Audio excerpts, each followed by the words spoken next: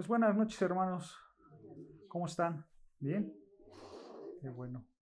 Pues vamos a continuar, hermanos, con Génesis 6. Y si Dios nos permite, hoy vamos a acabar todo el capítulo. Y ¿saben algo, hermanos? Hay personas que dicen y confiesan que sí hubo un diluvio en la tierra, pero que no fue un diluvio mundial, sino que simplemente fue un diluvio local. Y estas personas dicen que este diluvio fue local, fue solamente en una pequeña región, porque según ellos dicen que la raza humana no estaba dispersa por todo el mundo, ya que de Adán hasta Noé, pues realmente no pasó mucho tiempo, y por esa razón nosotros podemos ver, dicen estas personas, que la raza humana no era mucha en la tierra, y por tal motivo solo el diluvio fue en un área específica donde se encontraba esta humanidad que existía en esas épocas. Solo fue en un lugar local, en un lugar en específico. Otros más, hermanos, dicen que no fue un diluvio mundial, sino que fue un diluvio local, porque el texto bíblico, ellos dicen que no hay muchas palabras que muestren que fue algo global. Ellos dicen, como no hay palabras que digan que fue algo global, pues entonces nosotros decimos que fue algo local. Pero ¿saben algo, hermanos? En el contexto de Génesis, si tú lo lees, hablando del diluvio, tú te puedes dar cuenta que sí es un diluvio global. A pesar de que no dice que va a inundar la tierra, pero, hermanos, sí utiliza palabras como voy a destruir toda carne, ¿no es cierto? O voy a destruir toda criatura o toda la tierra. Pues obviamente, hermanos, eso nos da a entender que es algo global, ¿no es cierto? Entonces, nosotros tenemos que tomar esas palabras como palabras, pues, literales, porque el diluvio es eso, hermanos. Todo lo que hemos estado estudiando hasta ahora en el Génesis ha sido una realidad, es algo literal, porque muchos hermanos piensan que el Génesis no es literal, que el Génesis es una fábula, que el Génesis es ahí algo que a alguien se le ocurrió de un invento de su imaginación, ¿no? Hay un historiador mexicano muy famoso llamado Juan, se me olvidó su apellido, y él lo hemos estado escuchando, y él dice, es muy bueno en la historia mexicana, pero en la historia bíblica no es nada bueno. Él dice que la historia de Adán y de Eva es un mito, es algo que alguien se inventó, pero que nos quiere enseñar cosas espirituales grandes. Pero está equivocado y está errado, porque la historia bíblica es verdadera y es literal, hermanos, mucha de la historia bíblica. Entonces, así también, hermanos, el diluvio es algo verdadero, no hay que tomarlo como una fantasía, sino hay que tomarlo como algo literal. Porque si nosotros, hermanos, lo empezamos a tomar como cosas o como algo figurado, como algo metafórico, entonces vamos a caer en un error muy grande, ¿no es cierto? En una mala interpretación de las escrituras, por no tomarlo de manera literal. Y entonces estas personas, pues lo hacen de esta manera, malinterpretan las escrituras y por eso dicen que el diluvio fue algo algo local, ¿ok? Otras personas, hermanos, también dicen que el diluvio fue local porque Noé y su familia, ellos nunca habrían podido recolectar al mismo tiempo todas las parejas de los animales que existían en el mundo, porque pues era un mundo muy grande y entonces ¿cómo iban a recolectar a todos los animales? Y entonces por eso dicen que fue algo local, porque solo recolectaron a los animales que estaban solo a su alrededor, ¿no es cierto? Entonces esas, hermanos, son algunas de las razones por las cuales los hombres dicen que el diluvio no fue mundial, sino que fue algo local. Pero, hermanos, ¿qué realmente dice la palabra de Dios? La palabra de Dios, hermanos, enseña que sí fue algo mundial.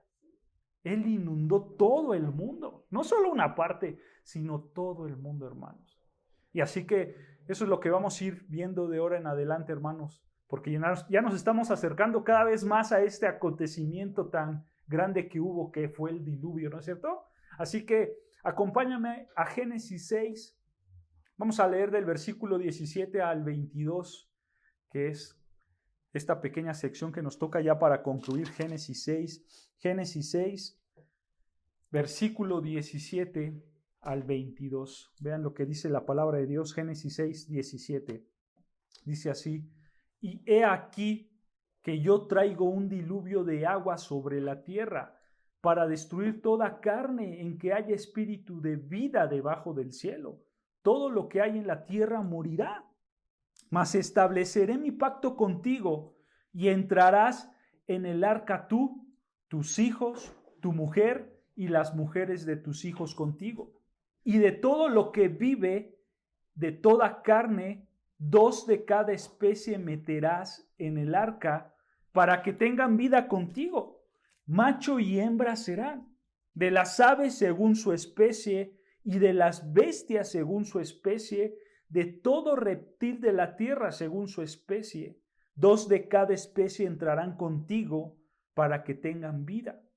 Y toma contigo de todo alimento que se come y almacénalo, y servirá de su sustento para ti y para ellos.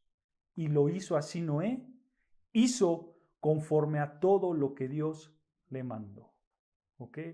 Así que vamos, hermanos, ir viendo versículo por versículo para poder entender todo lo que Dios nos está queriendo decir aquí. Y vean cómo el versículo 17, hermanos, menciona que el diluvio no fue local, sino que fue global. El diluvio fue mundial, porque vean lo que dice el versículo 17. Dice: he aquí que yo traigo un diluvio de aguas ¿sobre qué? Sobre la tierra. No dice sobre un cacho, no dice donde tú vives, sino dice sobre la tierra, dando a entender que es el mundo, ¿ok? Para destruir ¿qué? Toda carne, para destruir toda carne en que haya espíritu de vida debajo del cielo. Nota, hermano, cómo aquí lo está diciendo claramente, ¿no es cierto? Esto iba a ser algo global, esto iba a ser algo mundial. Todo ser vivo iba a morir, está diciendo el Señor, ¿no es cierto?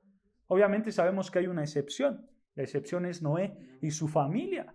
Y por supuesto, los seres acuáticos, ¿no es cierto? Ellos tampoco iban a morir. Ya lo veremos más adelante. Pero nota que lo que termina diciendo aquí el versículo 17, continúa y al final dice: todo lo que hay en la tierra morirá.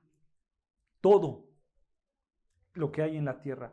Todo ser viviente sobre esta tierra, dice Dios, va a morir gracias a ese diluvio que voy a mandar. Y vean, versículo 18 continúa diciendo, y dice versículo 18, mas estableceré que mi pacto contigo. Dios, si recuerdas, hermanos, versículos atrás, Dios está viendo que la maldad de los hombres es mucho, ¿no es cierto? En la tierra. Sus corazones han sido rotos, han sido destruidos. Espiritualmente ellos están quebrados, ¿no es cierto? Entonces, versículo 17, Dios toma carta sobre el asunto y dice: voy a castigar este mundo. ¿Y cómo lo voy a castigar? Dando un diluvio de aguas sobre toda la tierra para que destruya a todo ser viviente que vive en esta tierra. Todos tienen que morir. Y enseguida le dice a Noé, pero Noé, versículo 18, yo estableceré mi pacto contigo. Nota, hermanos, que esta es la primera vez que vemos la palabra pacto. Nunca se había mencionado. Hasta ahora encontramos esta palabra de pacto. Y ese pacto que iba a hacer Dios, ¿cuál era, hermanos? Es el pacto que Él no iba a volver a destruir la tierra con agua, ¿no es cierto? Y que Él, hermanos, para que este pacto fuera sellado de manera simbólica, Él iba a crear el arco iris, ¿no es cierto? Y este tema, hermanos, lo vamos a encontrar más adelante, pero hasta el capítulo 9, ¿ok? Así que ya vamos a llegar ahí. Ya que lleguemos ahí lo explicamos de manera más profunda, hermanos, ¿ok? Pero este es el pacto al que se refiere. Este es el pacto que iba a hacer con Noé, ¿ok? Y entonces, vean, Dice versículo 18, mas estableceré mi pacto contigo y entrarás en el arca tú, tus hijos, tu mujer y las mujeres de tus hijos contigo. ¿Saben, hermanos, cuántas personas entraron al arca? 8 personas. Solo 8 personas se iban a salvar de ese diluvio. Y no solamente lo dice este texto, también el Nuevo Testamento afirma esta realidad. Vean, por ejemplo, Primera de Pedro 3:20. Vean, acompáñenme, ahorita regresamos ahí a Génesis 6. Acompáñame a Primera de Pedro, capítulo 3, versículo 20. Vean lo que dice Primera de Pedro 3:20. Pedro también nos dice esta realidad. Primera de Pedro, capítulo 3, versículo 20. Dice así, vean, la palabra de Dios dice: los que en otro tiempo desobedecieron cuando una vez esperaba la paciencia de Dios en los días de Noé. O sea, no está hablando en aquellos tiempos, ¿no? Hemos estado viendo que hombres pecaban en contra de Dios, hombres se desviaron en contra de Dios. Dios estaba siendo paciente, ¿no es cierto? Y vean, continúa diciendo el texto, mientras se preparaba el arca.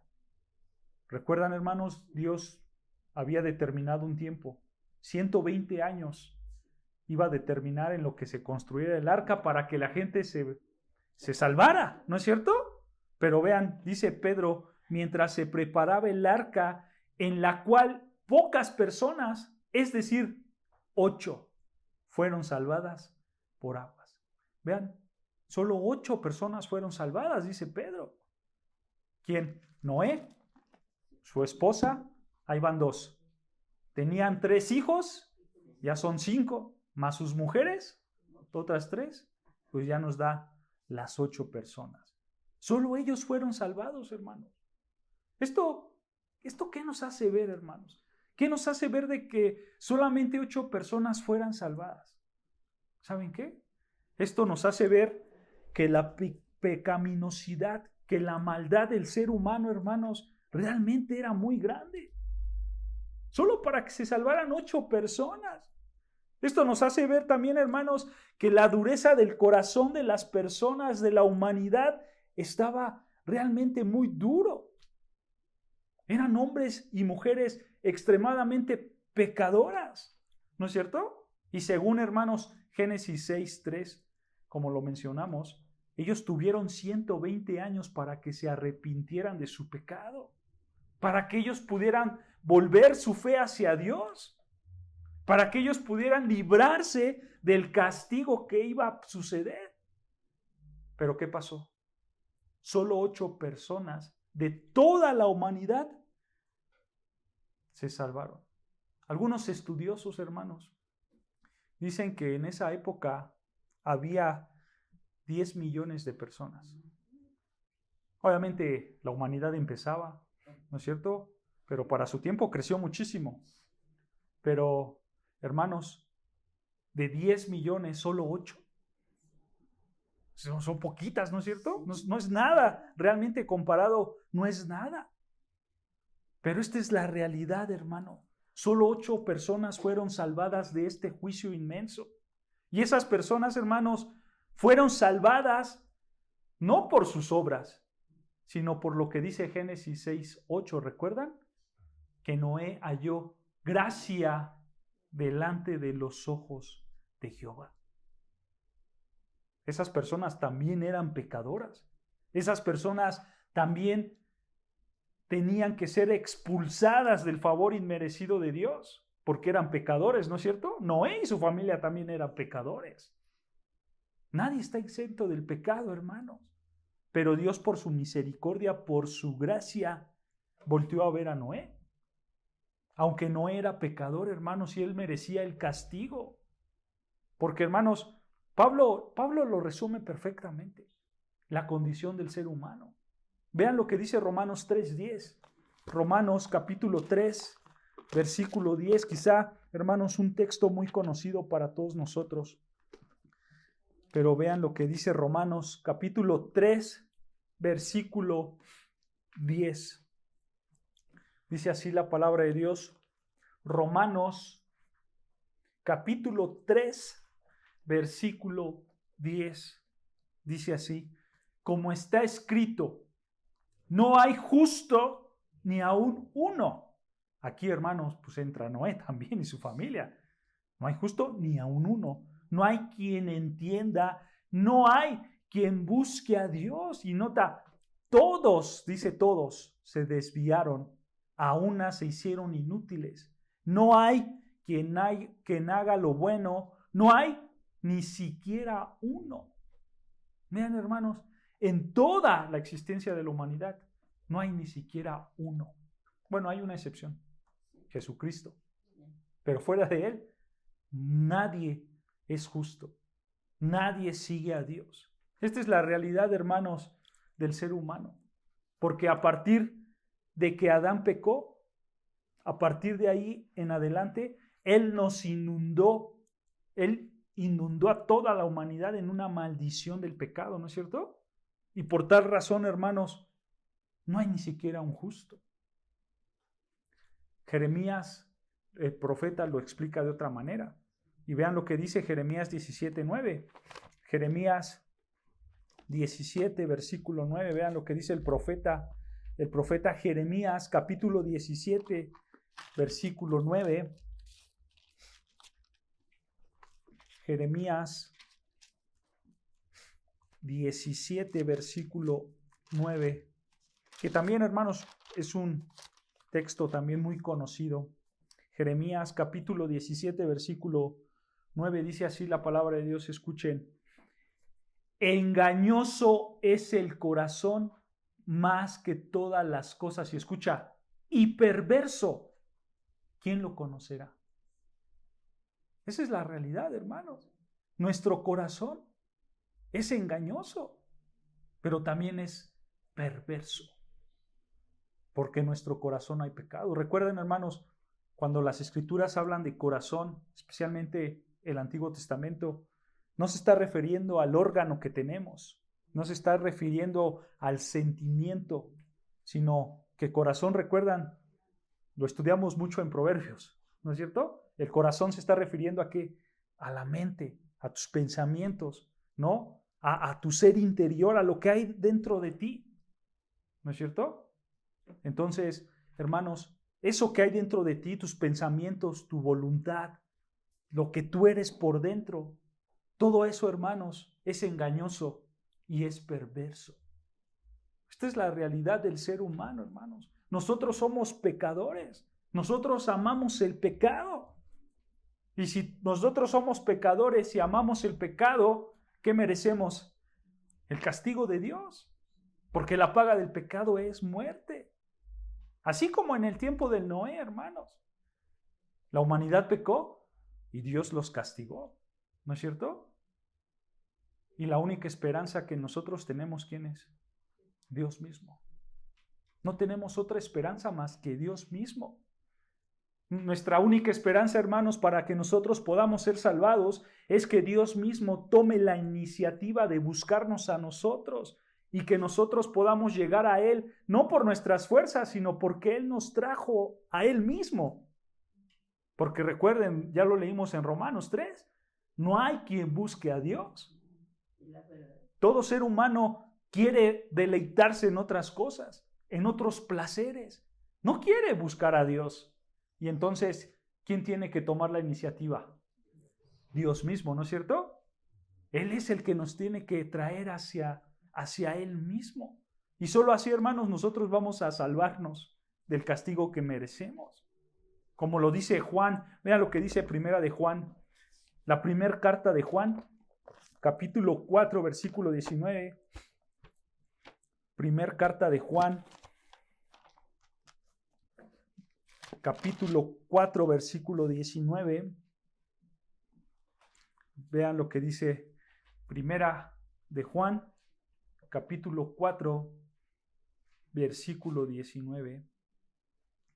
Dice así la palabra de Dios, escuchen. Nosotros le amamos a Él, escucha la razón, porque Él nos amó primero. Esta es la realidad. Tú llegaste a Dios porque Dios te amó primero. Hermano, nunca olvides estas palabras. Nunca olvides, hermanos, que tú ahora estás con Dios y sigues caminando con Dios y sigues los estatutos de Dios, porque Él fue el que te amó primero a ti, porque Él fue el que te trajo hacia Él, porque Él fue el que dio su vida, ¿no es cierto? Porque Él fue el que fue tu sustituto, el que fue tu redentor. Él fue el que te rescató, dice las Escrituras, de los lazos del enemigo. Él fue el que rompió tus cadenas llenas de pecado, ¿no es cierto? Él fue el que te buscó. Hermanos, esto es gracia pura. Este es un favor inmerecido puro, ¿no es cierto? Y cuando pensamos en esto nos tiene que llevar ¿a qué? A darle la gloria solo a Él. Porque por eso es la gloria para Él. Porque Él es el único que merece toda la gloria, porque Él fue el único que nos rescató a nosotros. Date cuenta, hermanos, Dios hizo lo mismo que con Noé, Dios hizo lo mismo contigo. Él fue salvado porque Él halló gracia delante de los ojos de Dios. No fue por sus obras, sino fue por la pura gracia de Dios. Y asimismo nosotros también fuimos salvados, ¿no es cierto?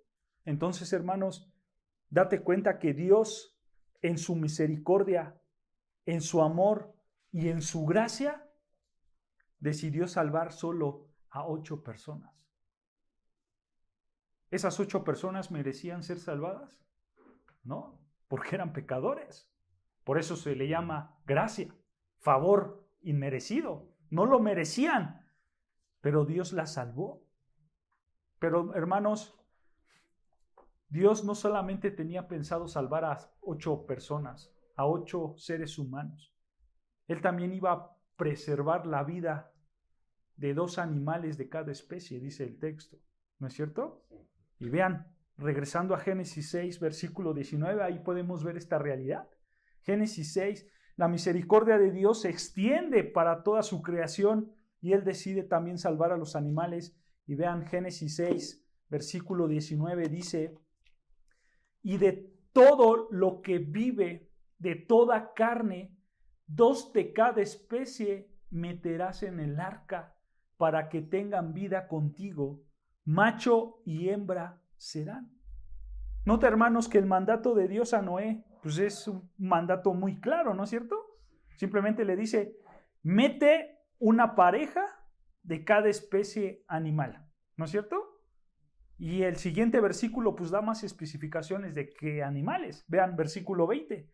Dice, versículo 20, de las aves según su especie, y de las bestias según su especie, de todo reptil de la tierra según su especie. 2 de cada especie entrarán contigo para que tengan vida. Y nota la frase, hermanos, dice ahí el texto que van a entrar aves, ¿no es cierto? Bestias, reptiles, para que tengan vida. Pero quiero que notes algo. Ahí dice, hermanos, en el texto, dice, de todo reptil de la tierra según su especie. ¿No es cierto? Esta frase en el original, hermanos, se traduce como de todo animal que se arrastra. No dice reptil, sino dice que se arrastra según su especie. ¿Esto qué nos da a entender, hermanos? Esto nos da a entender que aquí podían incluir reptiles, pero también insectos. ¿Ok? Entonces, lo que Dios le está diciendo a Noé en pocas palabras es que él tenía que meter a 3 tipos de diferentes animales. O sea, las aves, los animales terrestres, que aquí los menciona como bestias. Estos animales bestias son los terrestres. Y por supuesto, tenía que meter reptiles e insectos. ¿Ok? Esto es lo que le está diciendo a Noé. Y de todos esos animales, dice que tenías que meter 2 de cada especie. O sea, un macho y una hembra de cada especie. ¿No es cierto? Ahora, quiero que notes algo interesante, hermanos.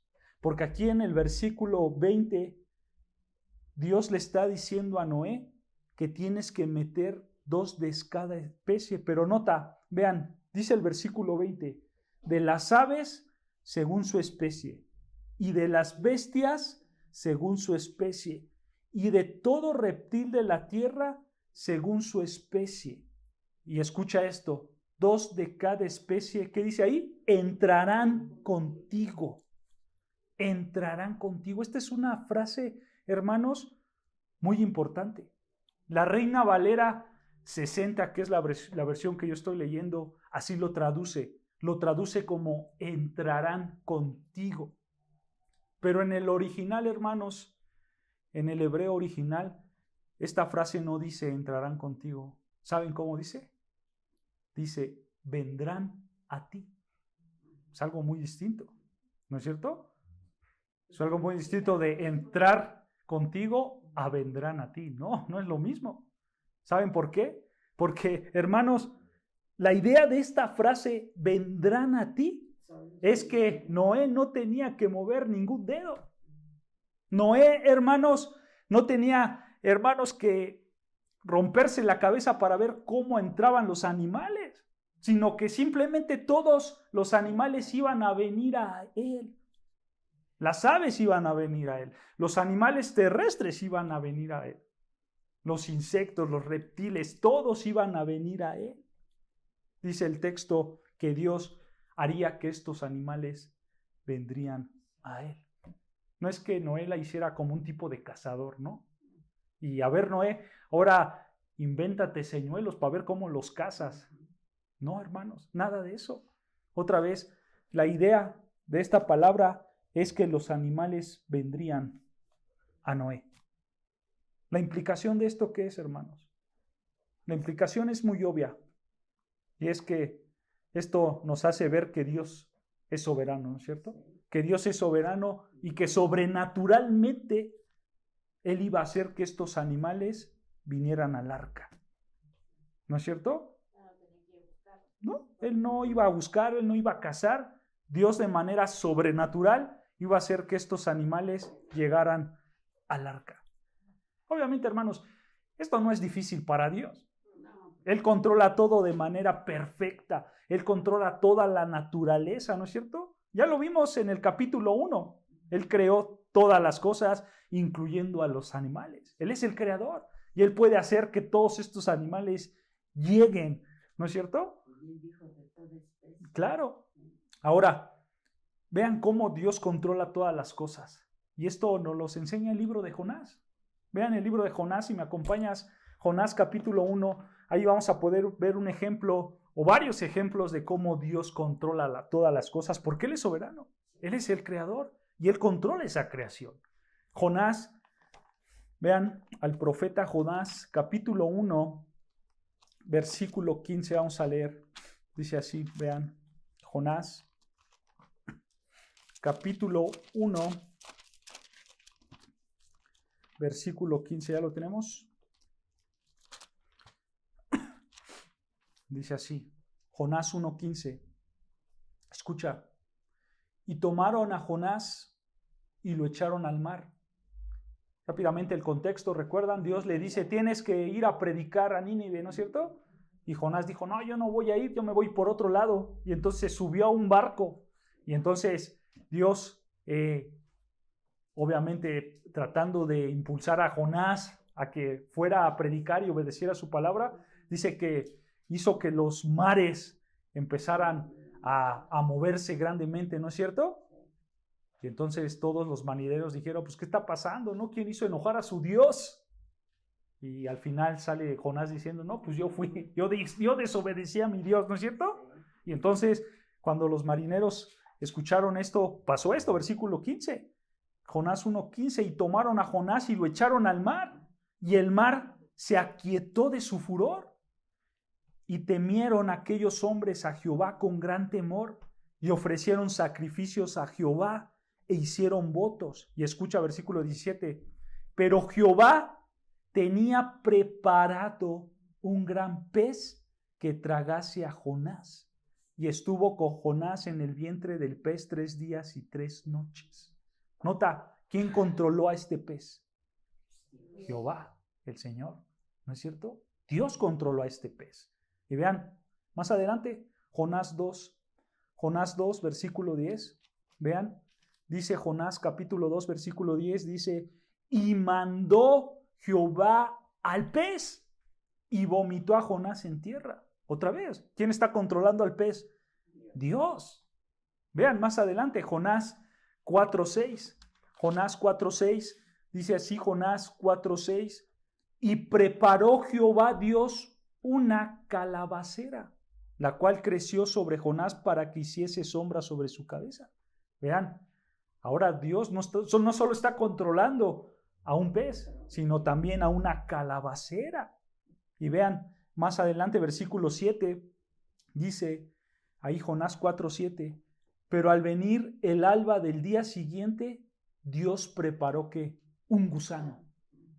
Dios también controla los gusanos, ¿no es cierto? Y vean versículo 8, y aconteció que al salir el sol, preparó Dios un recio viento solano. O sea, no solamente controla a los animales, también controla la naturaleza, ¿no es cierto? Y implícitamente en la historia, cuando Jonás estaba en el barco, Dios había hecho que los mares se movieran. Cuando arrojaron a Jonás, dice que calmó, ¿no es cierto? El mar. Entonces, ¿quién estaba controlando el mar? Dios. Entonces, hermanos, quiero que te des cuenta que Dios mismo es quien controla toda su creación. ¿No es cierto? Él controla la naturaleza, Él controla los animales y Él controla absolutamente todo, porque Él es Dios, Él es el creador de todas las cosas, ¿no es cierto? Y entonces, vean, regresando a Génesis 6:20, cuando nosotros leemos esta parte de Génesis 6:20, no nos tiene que sorprender ver, hermanos, que Dios mismo es el que iba a traer a todos los animales al arca. Noé no tenía que mover ni un solo lego. Noé no la tenía que ser de cazador. Dios mismo iba a ser el encargado de traer todos estos animales al arca. Claro. Y vean, al final del versículo 20, Génesis 6:20, al final dice, 2 de cada especie entrarán contigo. ¿Para qué? Para que tengan vida. Este es el propósito por el cual Dios quiere meter a los animales al arca, para que tengan vida. ¿No es cierto? Claro, vemos la misericordia de Dios no solamente para la raza humana, sino para su demás creación, para los animales también. Y Dios quiere que los animales sigan viviendo en esta tierra. Por eso también los quiere salvar. ¿No es cierto? Ahora, hermanos, esto nos lleva a una pregunta importante, la cual es, pues, ¿de cuántos animales estamos hablando? ¿No es cierto? Porque aquí está diciendo que iban a entrar 2 de cada especie. Pero ¿de cuántos animales estamos hablando? Fíjense, hermanos, aquí la palabra o la Biblia utiliza una palabra, la cual es especie, ¿no es cierto? 2 de cada especie. Esa palabra de especie en hebreo es min, que se traduce o que se puede decir, hermanos, se refiere a género o tipo. 2 de cada género, 2 de cada tipo. ¿Ok? Esto es importante entenderlo, hermanos, porque la realidad es que no se iban a meter a todos los animales, sino solo ibas a meter a 2 de cada género, de cada tipo. Algunos comentaristas dicen, hermanos, que dentro del arca habían 8,000 géneros distintos de especie. O sea, en animales individuales, dicen algunos comentaristas, que solo entraron al arca 16,000 animales. Solo 16,000 animales adentro. ¿Por qué, hermanos? Porque aquí está especificando que iban a entrar por su género, por su tipo. O sea, ¿qué quiere decir esto, hermanos? Tú, si comparas a un caballo, a una cebra y a un burro, tú los ves iguales, ¿no? Porque vienen del mismo género, ¿no es cierto? El caballo, la cebra y el burro se parecen porque ellos vienen del género equinos. Son prácticamente lo mismo. Esto también pasa, por ejemplo, si tú ves a un coyote a un lobo o a un perro. Ellos se parecen porque vienen del mismo género, vienen del género Canis, ¿no es cierto? Entonces, cuando nosotros entendemos esto, hermanos, nosotros podemos comprender que obviamente a lo mejor Dios no iba a meter al caballo, a la cebra y al burro, porque vienen del mismo género. A lo mejor nada más iba a meter a uno, ¿no es cierto? Y a los otros no. Entonces esto ahora nos hace entender que podían entrar animales en el arca de Noé. Porque imagínate si metiera a todos los animales que existían en esa época. Eran demasiados animales. Claro.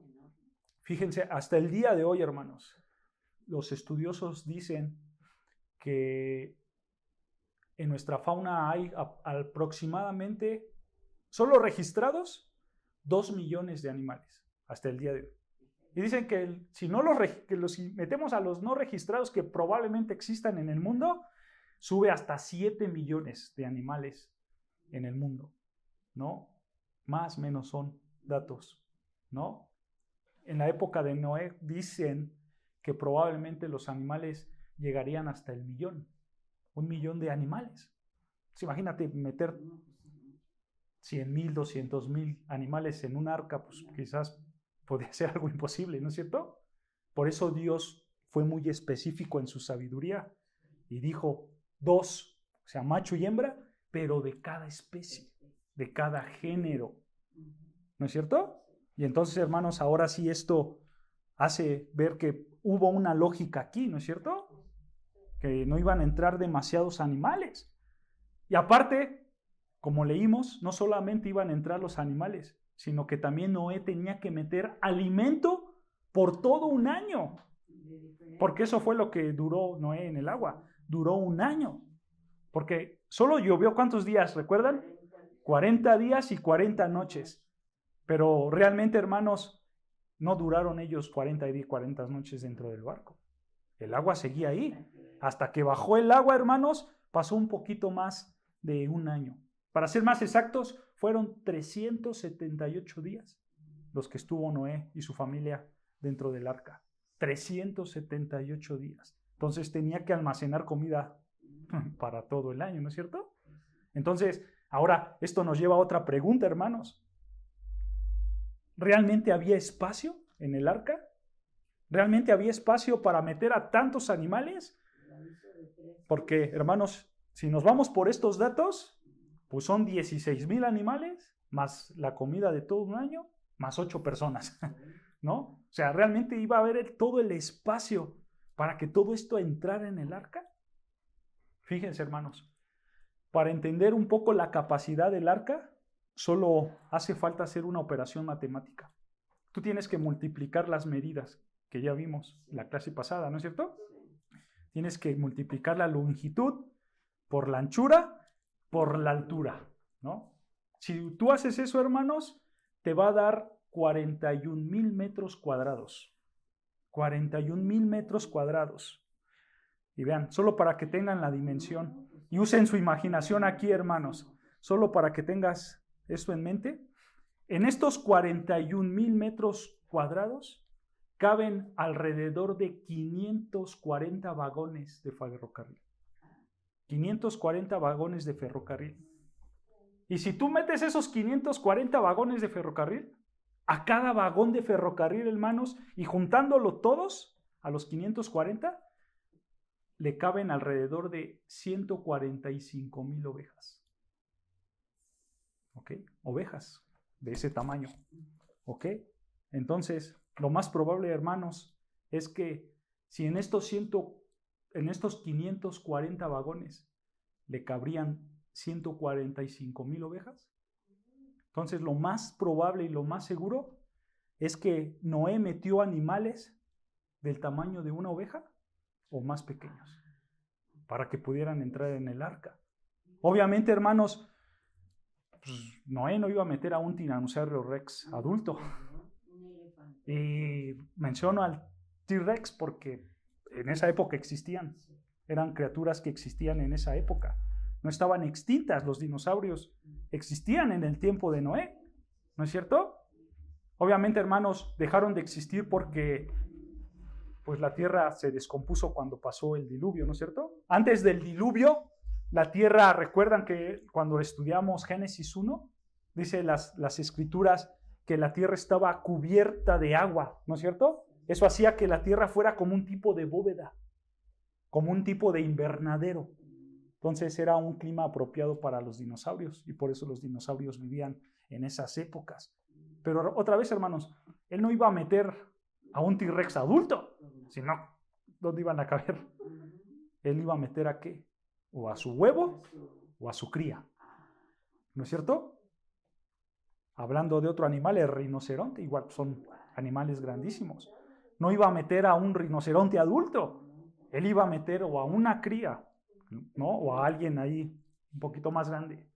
No tenía que pasar quizás más grande que una oveja, no tenía que hacer para que todos entraran perfectamente, ¿no es cierto? Igual, no iba a ser un avestruz grande, iba a ser, ¿no? Claro, entonces, hermanos, cuando nosotros usamos la lógica, tenemos que pensar en todo esto, ¿no es cierto? Tú piensas en cualquier animal terrestre grande, si lo metes en el arca, pues te va a quitar mucho espacio. Lo más lógico es meter ¿qué? Pues sus crías, ¿no es cierto? Y entonces, hermanos, haciendo esto, los estudiosos dicen que probablemente Noé, con los animales, ocupó el 60% del espacio del arca para meter los animales. Y el otro 40% sobrante, hermanos, pues lo ocupó para los alimentos, porque necesitaría mucho alimento, ¿no es cierto? Obviamente, hermanos, esto nos está hablando de la perfecta sabiduría de Dios. Porque ¿quién le dio las medidas a Noé? Dios. ¿Quién trajo los animales? Dios mismo. Claro. Sí, claro. Ajá. Dios mismo es el que está involucrado aquí en este diseño, ¿no es cierto? Porque Él sabía cuánto espacio iba a necesitar para meter a todos los animales que Él necesitaría que estuvieran ahí, más su alimento y más 8 personas, ¿no es cierto? Claro, claro, eso se lo dio Dios a Noé. Entonces, nota, hermanos, que Dios se involucró de principio a fin en la construcción del arca, ¿no es cierto? Dios está ahí, su mano soberana está ahí. Claro.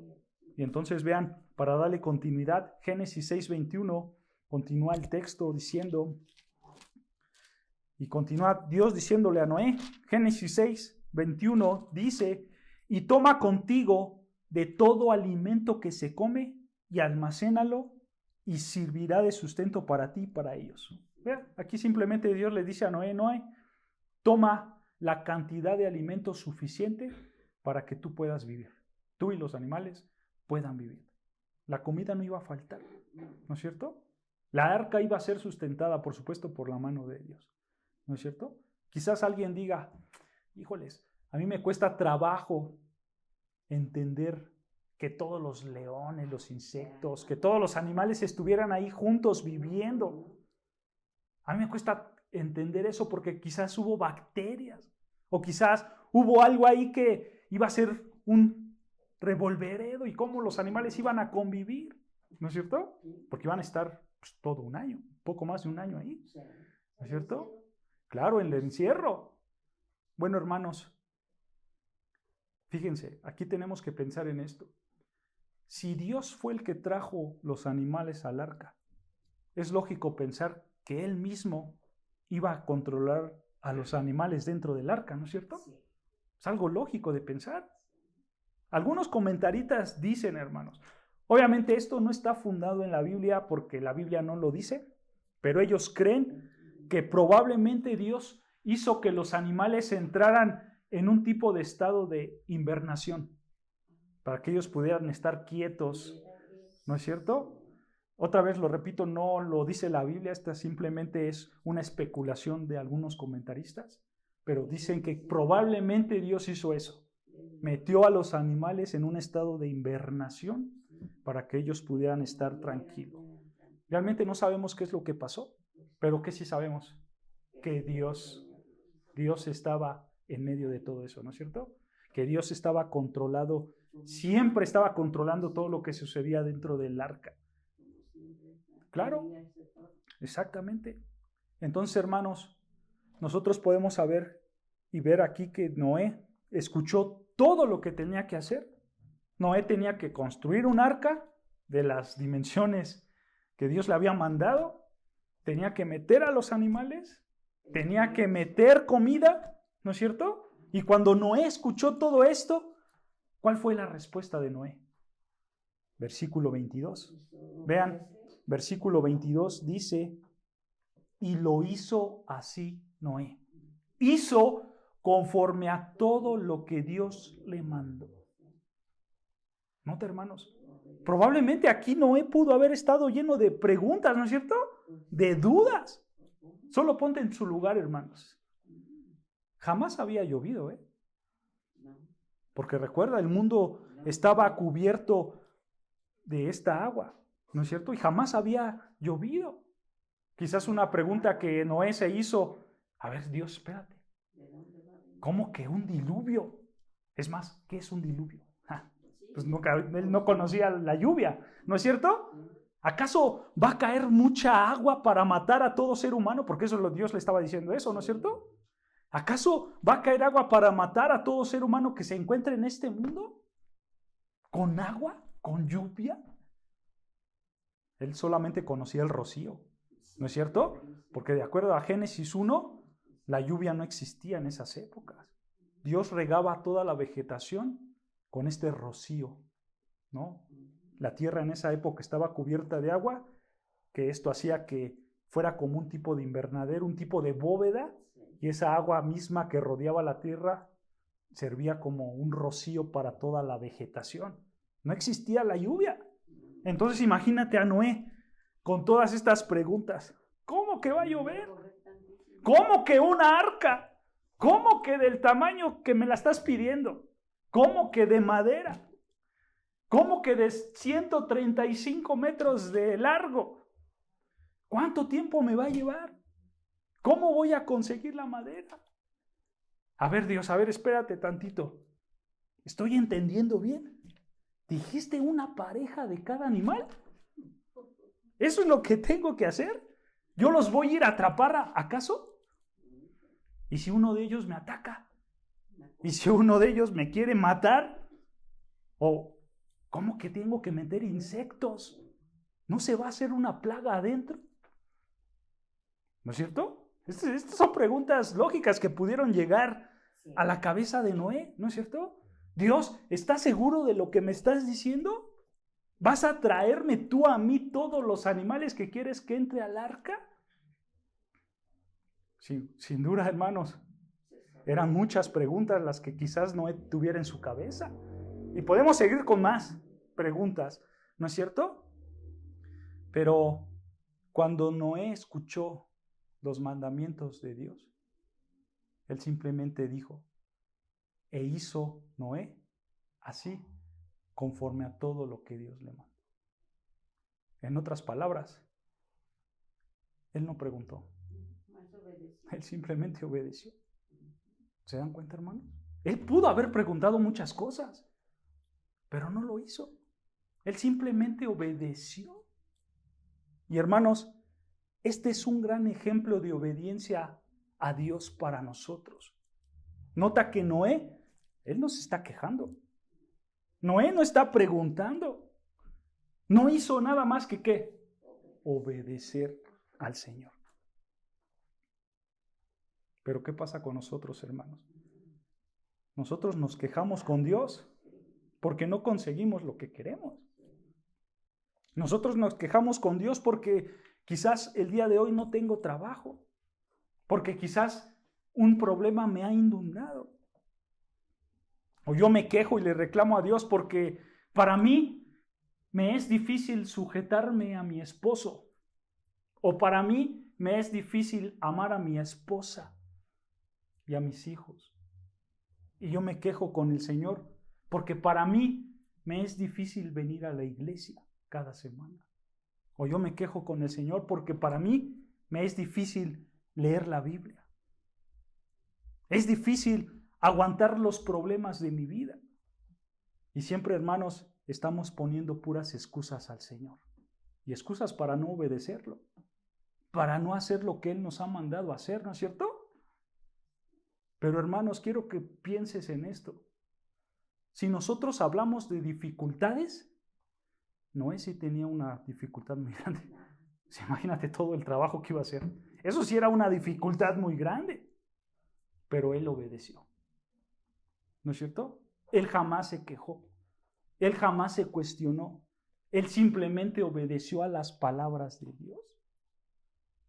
Y cuando vemos esto, hermanos, ahora podemos entender el calibre espiritual que tenía Noé. ¿Por qué lo tenía? Porque él era obediente sin quejarse. ¿No es cierto?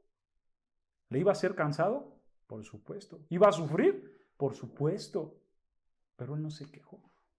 Él simplemente obedeció a la voz de Dios. Obedeció, claro, obedeció el mandato de Dios. ¿Se dan cuenta, hermanos? Él obedeció sin importar lo difícil que fuera. Y Noé, hermanos, ya lo hemos estudiado. Él no vivía en un ambiente de color de rosas. Al contrario, su ambiente donde él vivía estaba lleno de pecado, ¿no es cierto? Todos estaban rotos espiritualmente a tal punto, dice las Escrituras, que eran violentos. En esa sociedad vivía Noé. Moralmente eran malos. Y solo ponte a pensar en esto, hermanos. ¿Qué pasó con la gente que veía a Noé construyendo una caja enorme de madera? Obviamente Noé usaba esta herramienta para predicar el arrepentimiento a Dios, ¿no es cierto? Yo estoy construyendo esto porque va a haber un diluvio, tienes que arrepentirte, ¿no es cierto? Pero la gente, ¿qué pensaba? Seguro lo vieron, este hombre está loco. ¿Qué es eso de llover? Este hombre está loco. Se les zafó un tornillo, ¿no es cierto? Porque esta es la realidad, hermanos. Noé predicaba cosas que no habían pasado. Y así lo expresa el autor de Hebreos. Vean, acompáñame rápido a Hebreos 11:7. Hebreos 11:7. Vean lo que dice Hebreos 11, versículo 7. Dice así la palabra del Señor, Hebreos capítulo 11, versículo 7. Escucha, dice así la palabra de Dios. Por la fe, Noé, cuando fue advertido por Dios, y escucha, acerca de cosas que aún no se veían. Nota que Dios le advirtió a Noé algo que todavía no sucedía. ¿Qué era eso? Pues la lluvia. Dios le dijo a Noé, va a llover, pero la lluvia no existía. Nota, hermanos, cómo Noé fue advertido, dice las Escrituras, de cosas que no se veían. Y entonces la gente se burlaba de Noé. La gente se burlaba de él, ¿no es cierto? Cuando él decía que iba a llover, ¿cómo que va a llover 40 días? Eso ni existe, tú estás loco. Y había, entonces, realmente había una presión con Noé.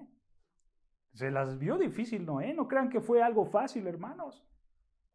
Pero ¿sabes algo? Esto mismo pasa el día de hoy. Esto mismo pasa, pero ¿sabes con qué? ¿Sabes con qué pasa esto, hermanos?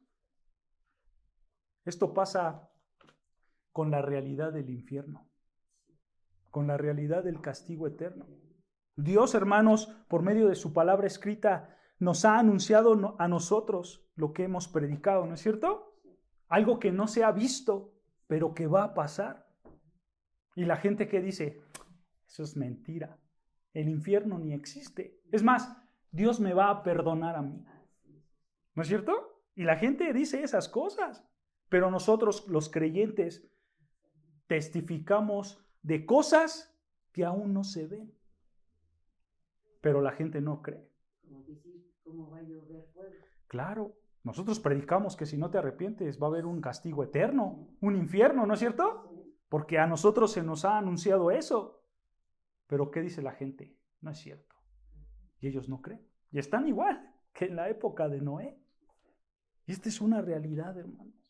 La gente es incrédula a las cosas de Dios. Pero Noé no fue así. Al contrario, Noé fue ¿qué? obediente. Él no puso excusas, él no puso pretextos, él simplemente obedeció.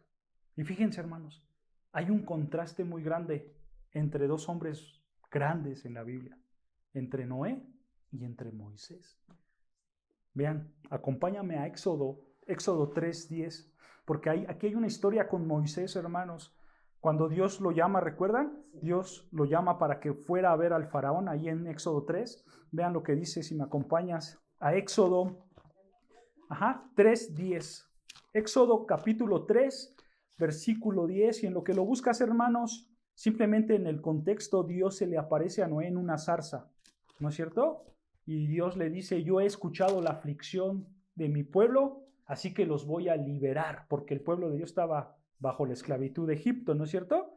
Y entonces Dios le empieza a decir a Moisés que él iba a usarlo para liberar a su pueblo de las manos de Faraón. Y ve lo que hace Moisés, versículo 10. Vean, ven, aquí está hablando Dios. Dios le dice a Moisés, versículo 10, ven, por tanto, ahora y te enviaré a Faraón para que saques de Egipto a mi pueblo, los hijos de Israel. Entonces Moisés respondió a Dios, escucha, ¿quién soy yo para que vaya a Faraón y saque de Egipto a los hijos de Israel? Detengámonos ahí, hermanos. ¿Ve cómo Dios da una orden? Y enseguida Moisés, ¿qué hace? Da una, ay, ¿yo quién soy? ¿No es cierto? O sea, hay una excusa. Hay algo que lo está limitando, ¿no es cierto? Vean, más abajo, versículo 13, misma idea. Versículo 13. Dijo Moisés a Dios, he aquí que yo llego a los hijos de Israel y les digo, el Dios de vuestros padres me ha enviado a vosotros. Si ellos me preguntaren, ¿cuál es su nombre? ¿Qué les responderé? Y respondió Dios a Moisés, yo soy el que soy.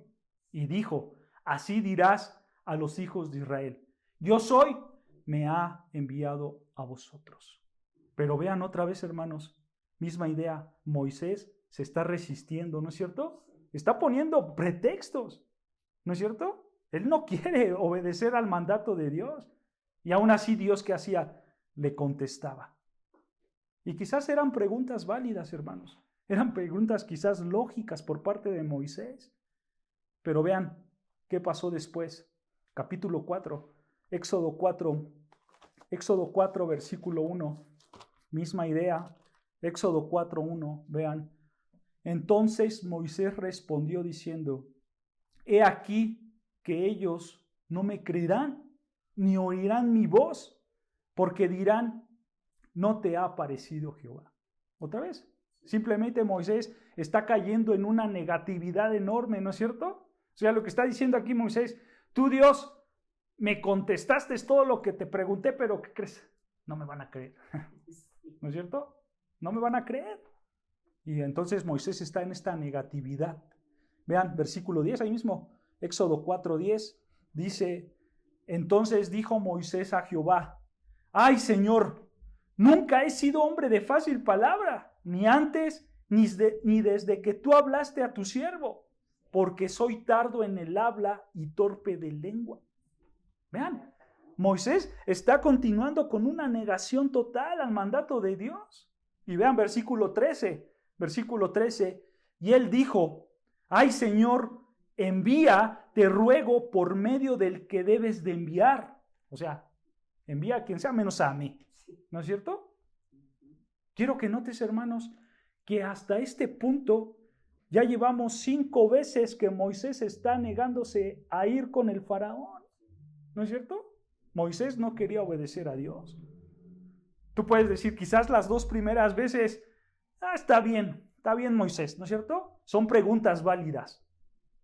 Pero ya 3 veces más, pues ¿qué pasó, no es cierto? O sea, ya son puros pretextos. Él no quería obedecer. Nota, hermanos, cómo aquí hay un gran contraste entre Moisés y Noé, ¿no es cierto? Noé, hermanos, ¿qué hizo? Él no dijo nada. Simplemente lo que dice Génesis 6:22. Y lo hizo así Noé. Hizo conforme a todo lo que Dios le mandó. O sea, Noé, sin poner pretextos, Noé, sin quejarse, hizo el arca. Él la construyó, él la selló por dentro y por fuera. Él metió a los animales, él metió la comida, él hizo todo lo que Dios le había ordenado. Él obedeció a Dios sin decir absolutamente nada. ¿No es cierto? Como lo mencionamos en clases pasadas, este iba a ser un trabajo duro. Probablemente un trabajo de 120 años, hermanos. Quizás fue menos, quizás fueron 80, 100 años lo que le tomó a construir, ¿no? Yo digo 120 porque ese era el plazo que Dios iba a darle a la gente, ¿no es cierto? Pero sea como sea, hermanos, el punto es que Noé obedeció en todos esos años al Señor. Y sabes, esto es un gran ejemplo para nosotros. Así debe de ser nuestra obediencia a Dios. Nuestra obediencia debe de ser una obediencia sin titubear, sin reclamar, sin poner pretextos, simplemente obedecer a lo que Dios nos dice en su palabra. ¿Sabes por qué, hermanos? Primera, porque nosotros le debemos al Señor, ¿no es cierto? Y en segunda, aunque no lo creas, hermanos, también hay una bendición en la obediencia al Señor. Vean lo que dice, y con esto vamos a acabar. Deuteronomios 12:28, hermanos. Deuteronomio 12:28, vean lo que dice. Deuteronomio 12:28. Dice así la palabra de Dios. Deuteronomio capítulo 12, versículo 28. Dice así la palabra del Señor.